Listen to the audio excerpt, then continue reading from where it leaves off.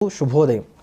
పోలిపాడ్యమి అంటే ఏమిటి, పోలి స్వర్గం అనేటువంటి ఈ పర్వాన్ని ఎలా జరుపుకోవాలి అనే అంశాన్ని ఈ వీడియోలో మనం తెలుసుకునేటువంటి ప్రయత్నం చేద్దాం.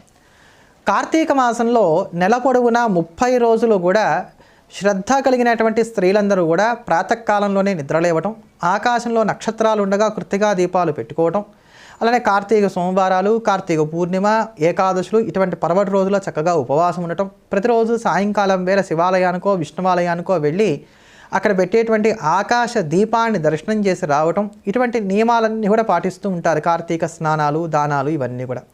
వీటన్నిటిలో కూడా స్త్రీలకు ఏమవుతుందనంటే ఆ నెలసరి అనేటువంటి ఇబ్బంది ఒకటి వస్తుంది. ఇది సహజంగా ఉండేటువంటి ఇబ్బంది కనుక నిత్యం చేస్తున్నప్పటికీ ఈ 4 రోజులు కూడా దీపం పెట్టలేకపోయామే అనేటువంటి ఒక బాధ వారికి కలగడానికి అవకాశం ఉంటుంది.